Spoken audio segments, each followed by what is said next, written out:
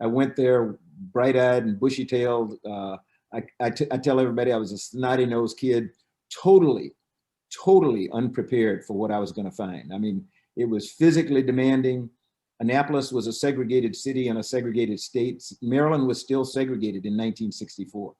And so we were living on this island, the Naval Academy yard. There were only 7 of us, 7 blacks in my class. By the time we got through plebe year, the first year, we were down to 4. And so we graduated. We stayed together, and the 4 of us graduated in 1968. But during that time, I found that it was not very much unlike being in South Carolina, except the racism was much more overt, was much more covert, actually. It was, you know, people tried to hide it, unlike in South Carolina, where you knew where you could go. There were signs that said blacks only and whites only, or colored only and whites only.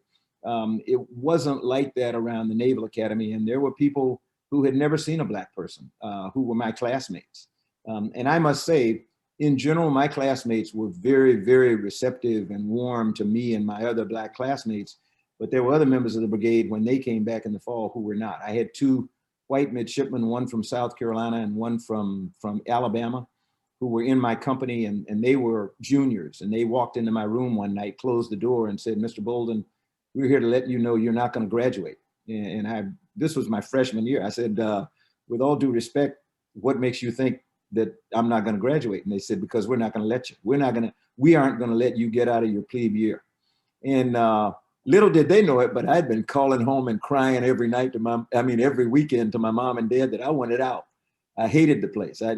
After wanting to go there from 7th grade, I got there and it was an unfriendly place, and I didn't want to have any part to do with it. Plus it was hard. And my dad, in his ever, you know, he had this saying, it's not the size of the dog in the fight, but the size of the fight in the dog. And so his response when I cried saying I wanted to come home every week was, hang in there one more week. That night with those 2 white midshipmen who threatened me, it really made the words that my dad told me stick out. And I said, look, I may hate this place, but I am not leaving. I'm not going to let them drive me out of here. So I hung in there for one more year, which was plebe year.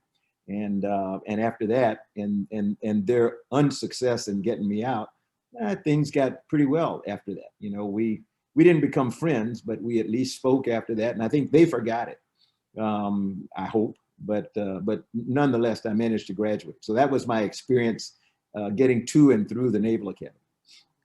So not only was there plenty of fighting a dog, you ended up graduating the academy as president of the class. I did. And, and I always told my classmates, I think they didn't know what they were doing. So.